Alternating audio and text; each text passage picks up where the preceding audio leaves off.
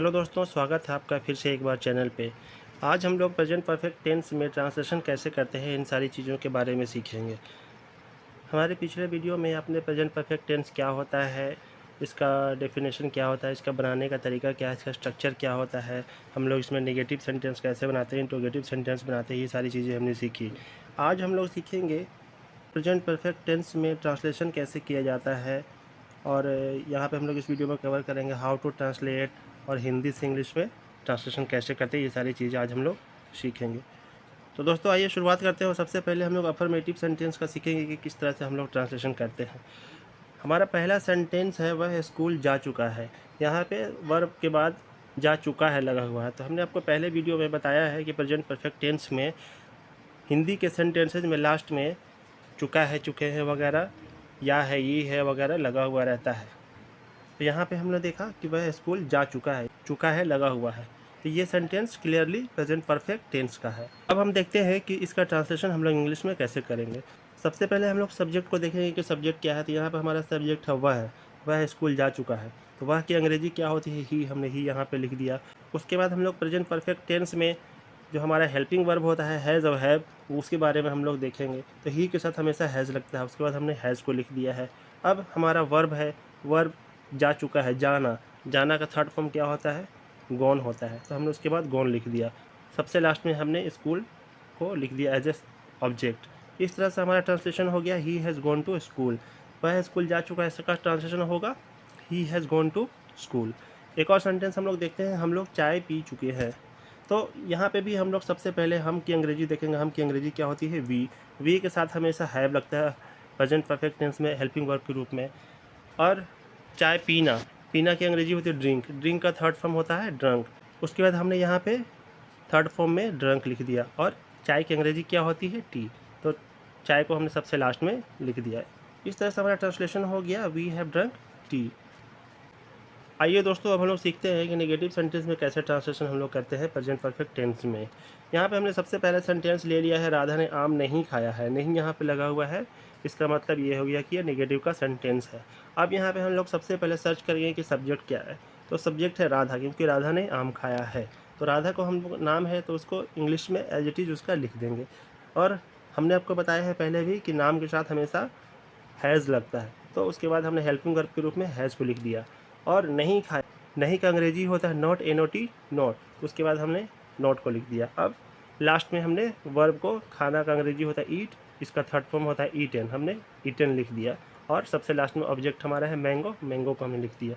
इस तरह से हमारा सेंटेंस का ट्रांसलेशन हो गया, Radha has not eaten mango. Radha ने आम नहीं खाया है। एक और सेंटेंस हम लोग देखते हैं, मैंने कुछ नहीं किया है।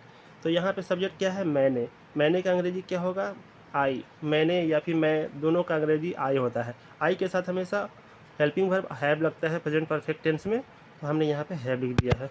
कुछ नहीं किया है, तो नेगेटिव के लिए हमने NOT, नोट का इस्तेमाल किया है। करना की अंग्रेजी होती है डू, और डू का थर्ड फॉर्म होता है डन। तो डन हमने यहाँ पे लिख दिया है। कुछ नहीं का अंग्रेजी होता है कुछ का अंग्रेजी होता है एनीथिंग। सबसे लास्ट में हमने एनीथिंग को लिख दिया।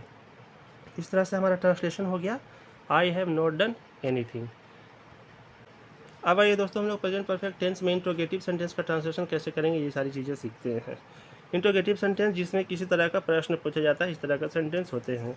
तो यहाँ पर हमारा सबसे पहला एग्जांपल है, क्या उसने मेरी मदद की। क्या सबसे पहले सेंटेंस में लगा हुआ है। तो इससे ये पता चल रहा है कि कोई भी क्वेश्चन इसमें पूछा जा रहा है।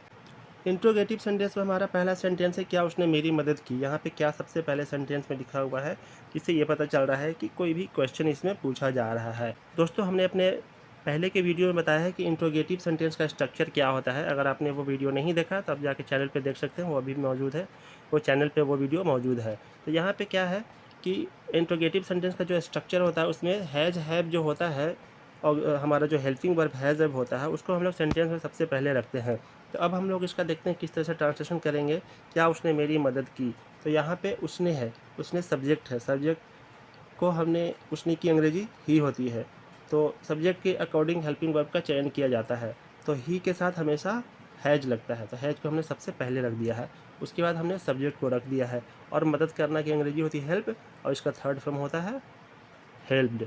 और मेरी मदद की, तो मेरी की अंग्रेजी लास्ट में हमने लिख दिया मी। इस तरह से सेंटेंस हमारा हो गया हैज़ ही हेल्प मी। एक और हम लोग सेंटेंस देखते हैं, क्या आप लोगों ने मेरा घर देखा है। यहाँ पे भी हम लोग सबसे पहले देखेंगे कि क्या लगा हुआ सेंटेंस में सबसे पहले लगा हुआ है, तो इसका मतलब ये हो गया कि ये क्वेश्चन है। आप लोगों यहाँ पे सब्जेक्ट है, तो आप लोगों की अंग्रेजी होती है यू। अब हम लोग क्या है, स्ट्रक्चर के हिसाब से यू के साथ हैव लगता है, ऑक्सिलियरी वर्ब, हेल्पिंग वर्ब, तो हमने हैव को सबसे पहले सेंटेंस में रख दिया है। उसके बाद हमने सब्जेक्ट को रख दिया है। अब देखा कि अंग्रेजी क्या होता है, सी मीन्स देखना होता है, उसका थर्ड फॉर्म V3 हमेशा यूज होता है प्रेजेंट परफेक्ट टेंस में, आपको याद होगा। तो सी का थर्ड फॉर्म होता है सीन, हमने यहाँ पे सीन लिख दिया है। मेरा घर, यहाँ पे बच गया क्या, मेरा घर का अंग्रेजी होगा माई होम, हम लोग लास्ट में सबसे लिख देंगे माई होम। इस तरह से ट्रांसलेशन हमारा हो गया have you seen my home. आइए दोस्तों, अब हम लोग प्रेजेंट परफेक्ट टेंस में जो इंट्रोगेटिव सेंटेंस में जो क्वेश्चन वर्ड्स होते हैं, जैसे why, when, what, where, who, which, इनका इस्तेमाल कैसे किया जाता है, ये और इनके इस्तेमाल से कैसे हम लोग सेंटेंस में ट्रांसलेशन करते हैं, ये सारी चीज़ें सीखते हैं। हमने पहला सेंटेंस यहाँ पे ये ले लिया है, तुम वहाँ क्यों गए हो। तो यहाँ पे सेंटेंस के बीच में क्यों है, लेकिन हमने आपको पिछले वीडियो में जो बताया, स्ट्रक्चर बताया है इंट्रोगेटिव सेंटेंस का, WH वर्ड्स का, तो उसमें WH जो वर्ड्स होते हैं वो सेंटेंस में सबसे पहले होते हैं। तब यहाँ पर हम लोग ट्रांसलेशन कैसे करेंगे देखते हैं। तुम वहाँ क्यों गए थे, क्यों की अंग्रेजी वाई हमने सबसे पहले सेंटेंस में लिख दिया। उसके बाद हम लोग हेल्पिंग वर्ब लिखते हैं, तो सब्जेक्ट के अकॉर्डिंग हेल्पिंग वर्ब होता है। यू यहाँ पे हमारा सब्जेक्ट है, तो यू के साथ हमेशा हैव लगता है, तो वाई के बाद हमने हैव रख दिया और उसके बाद सब्जेक्ट को रख दिया हमने।